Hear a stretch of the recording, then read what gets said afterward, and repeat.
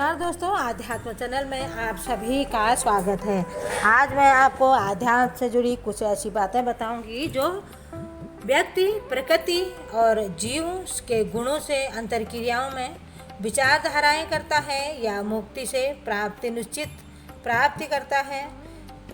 ये उसके क्या पुनर्जन्म की ये कौन सी कहानी है, इसका रहस्य जानने के लिए आज मैं आपको बताऊंगी कि प्रकृति, परमात्मा और आत्मा तथा उनके अंतर संबंध के स्पष्ट जानकारी हो जाने पर मनुष्य मुक्त होने का अधिकारी बनता है और वह इन भौतिक प्रकृति में लौटने के लिए बाध्य हुए बिना वैकुंठ वापस चले जाने का अधिकारी बन जाता है।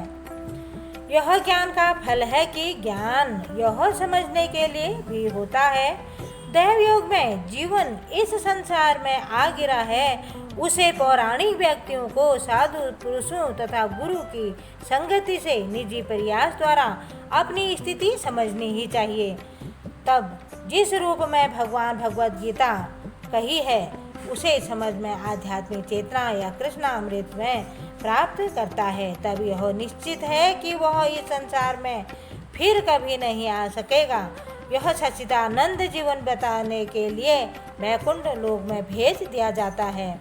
भगवान अर्जुन को बताते हैं कि जहाँ तक मनुष्य द्वारा आत्म साक्षात्कार की खोज का प्रश्न है, बुद्धिजीवों की दो श्रेणियाँ हैं। जो लोग नास्तिक, अज्ञेयवादी हैं, संशयवादी हैं, आध्यात्मिक ज्ञान वाले विहीन हैं, किंतु अन्य लोग जो आध्यात्मिक जीवन में संबंधित अपने ज्ञान के प्रति श्रद्धावान हैं, वे आदर्शी भक्त, दार्शनिक तथा निष्काम कर्मयोगी कहलाते हैं। जो लोग सदैव अद्वैतवाद की स्थापना करना चाहते हैं, उनकी भी गणना नास्तिकों में, अज्ञेयवादियों में ही की जाती है।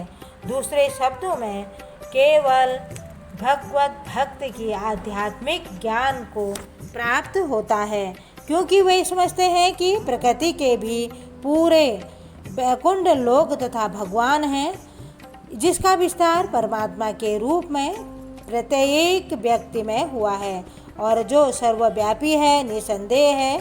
कुछ लोग ऐसे भी हैं जो ज्ञान के अनुशीलन द्वारा भगवान को समझने का प्रयास करते हैं। श्रद्धावानों की श्रेणी में गिना जा सकता है और दार्शनिक इन भौतिक जगत का विश्लेषण 24 तत्वों के रूप में भी करते हैं। ये आत्मा के 25वां तत्व मानते हैं। जब वे आत्मा के प्रकृति को भौतिक तत्वों से परे समझने का समर्थन करते हैं, तो यह समझा जाता है कि आत्मा भी ऊपर भगवान है और 26 तत्व हैं। इस प्रकार कृष्ण भावना से भक्ति में स्थिर पहुँच जाते हैं। जो लोग निष्काम भाव कर्म करते हैं, उनकी मनोवृत्ति सही होती है और जो कृष्ण के भक्ति के पथ तक बढ़ने का अवसर दिया जाता है। यहाँ पर वह कहा गया है कि कुछ लोग ऐसे भी होते हैं जिनकी चेतना शुद्ध तो होती है, पर वह ध्यान द्वारा परमात्मा को खोजने का प्रयत्न कभी नहीं करते हैं, और जब वे परमात्मा को अपने अंदर खोज लेते हैं तो वे दिव्य पद पर प्राप्त हो जाते हैं। इसी प्रकार अन्य लोग हैं जो ज्ञान के अनुशीलन द्वारा परमात्मा को जानने का प्रयास करते हैं। कुछ ऐसे भी हैं जो हठ योग द्वारा अपने बालकों जैसे क्रियाकलापों द्वारा भगवान को प्रसन्न करने का प्रयास करते हैं। धन्यवाद।